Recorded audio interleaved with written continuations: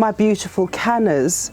Here we are at the back of my house where I have all my giant, I mean they're very tall, all my canna lilies, and I decided today let's talk about the canna lily again. We've done that before. If you look at our previous episode, it was all about propagation, but today I'd like to talk about how to increase your blooms. I'd like to talk about pruning, plant care, and also how to store your plant or your rhizomes for the winter season. So welcome back to my channel. I'm Alice and I'm the Red Soil Gardener. These beautiful cannas with the leaves and these beautiful flowers, and I did notice something, that here with my red canna I actually have an orange flower. It's a bit more orangish than the red one, which makes it more exotic and it gives it more character. Now what I noticed also, if I can pull a flower out, is I never noticed all these beautiful design of the canna lily. Do you see it's all speckled inside? And that could be actually an attraction for all these lovely insects and butterflies and all that sort of thing.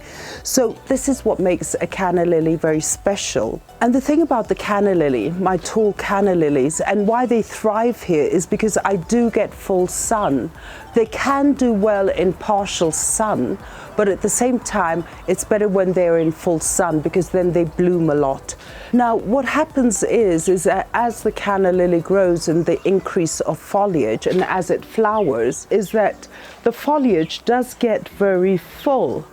And so what I'd like to do is actually go in there and cut some of these leaves, because as we understood in the previous episode on canna lilies, is that canna lilies do grow in clumps, only because they're all the babies or the eyes sprout out from the rhizomes.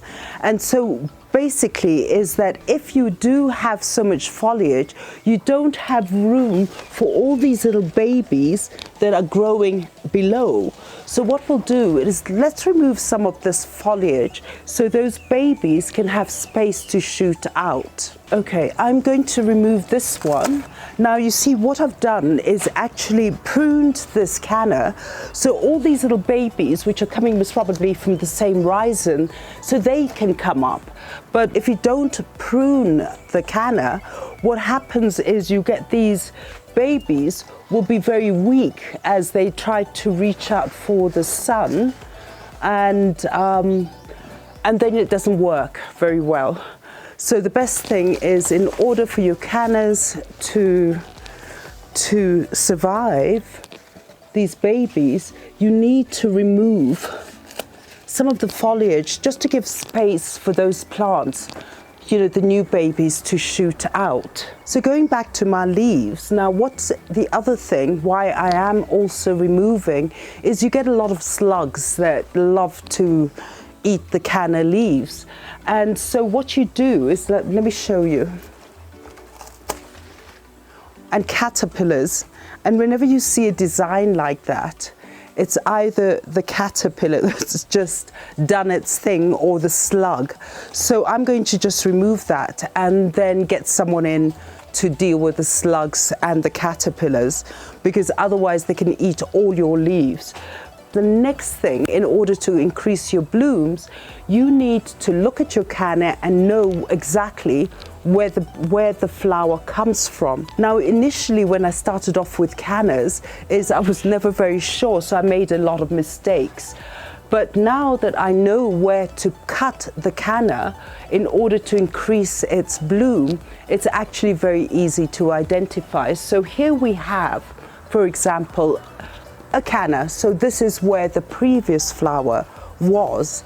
Now this is, if you look at these little sheaths that come up on the side, this is where the new canna flower is going to come out.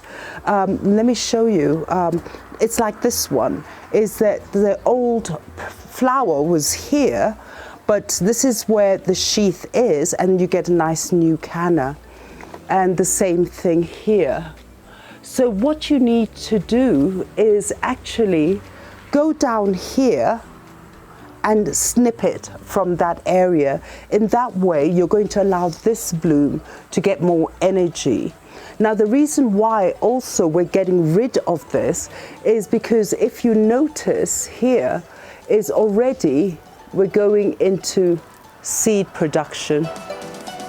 And as we know that once we do go into seed production, all the energy will go into making those seeds and not producing more flowers. So we need to get rid of the old stem. So I'm going to snip it exactly here.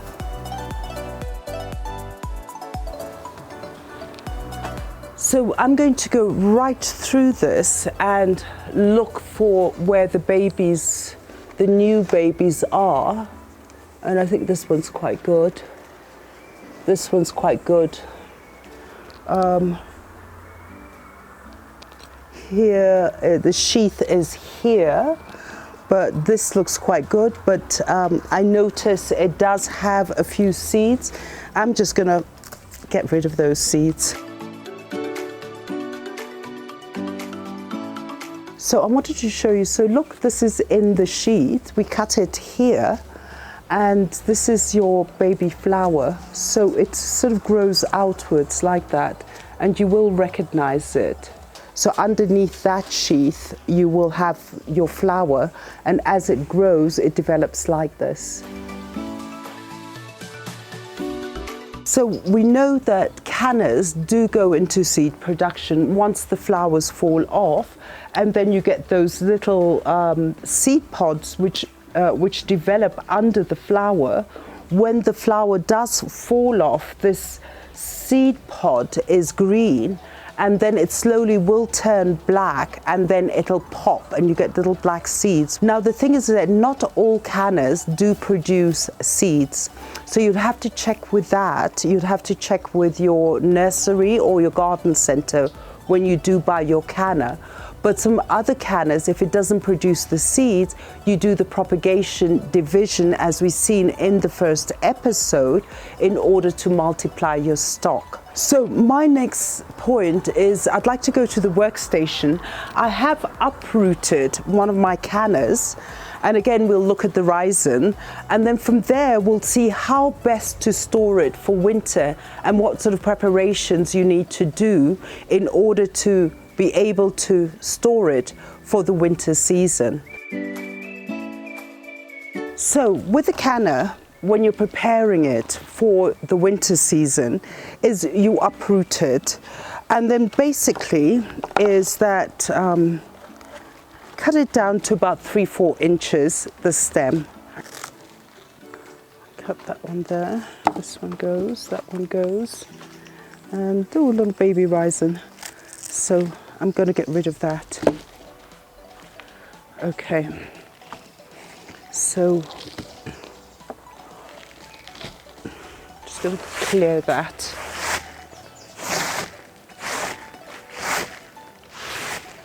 So once you get your rhizomes, you've uprooted your rhizome, what I do is shake off the sand, because you don't want that.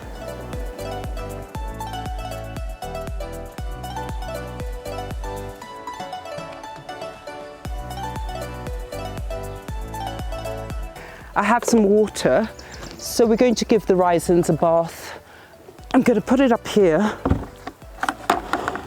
and I'm going to soak them and get all the soil out, and then we'll have a look at them.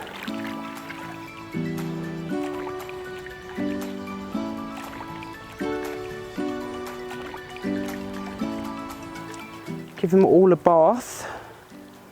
This one's a big one.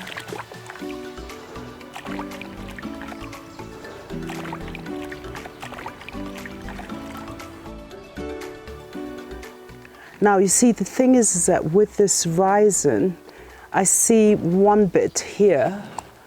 I may even just remove part of this because it looks damaged. So I'm going to cut it just there.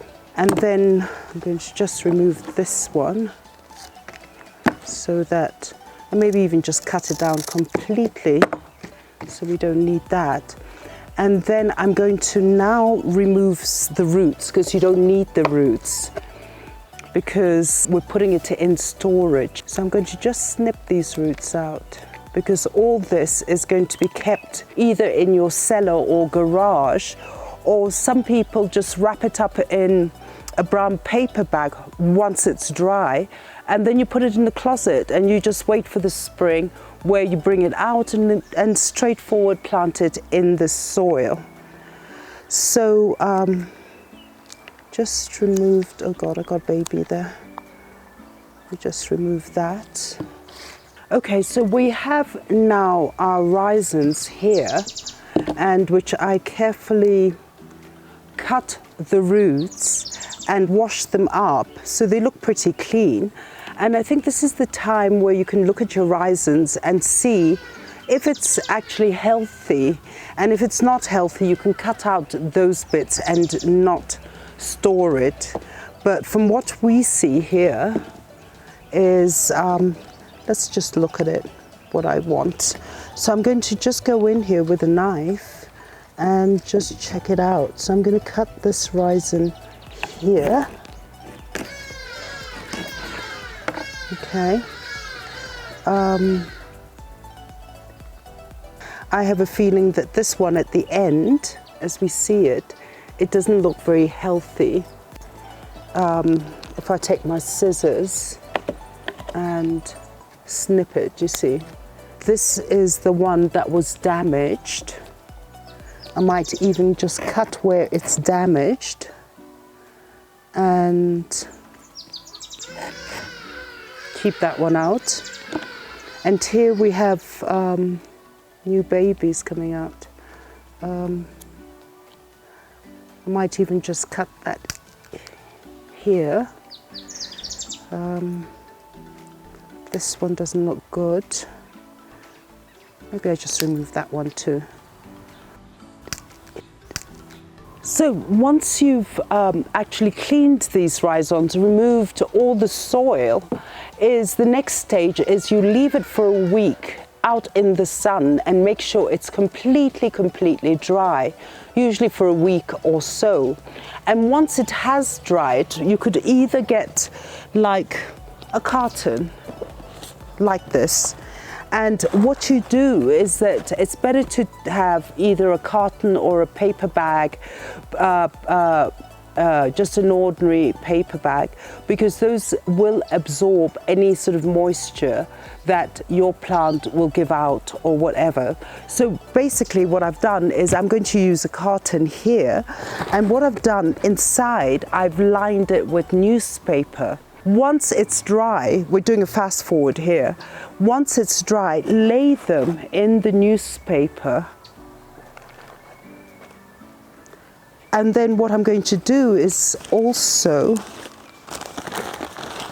make some more, crunch a few more of these.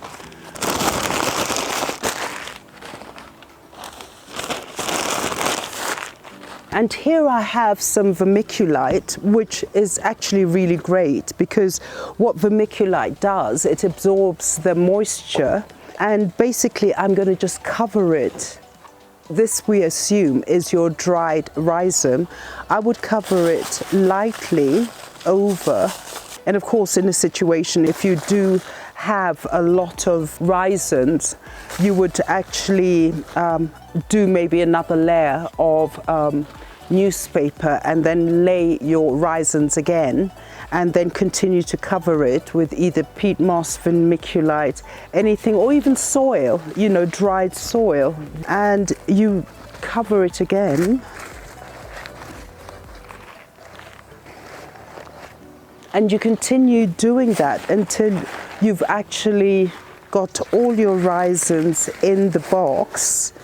And some people actually put it in a closet or in a cupboard, anywhere that is cool and dry, and you check it every single week to make sure that your rhizomes haven't received any moisture, and in order to stop the root rot, so you would clean that out. So basically for canna lilies, we know now what to do, is that during the winter, how to store your babies and keep them dry. Keep them really dry. In that way you don't lose any more of your rhizomes. And so, fellow gardeners, thank you so much once again for being here with us in this episode, and I hope you've learned something. And don't forget to like, to share, and also press that notification bell, please. And also share some tips. I'm waiting. We can all share and we can all learn from each other. Thank you so much and have a lovely day.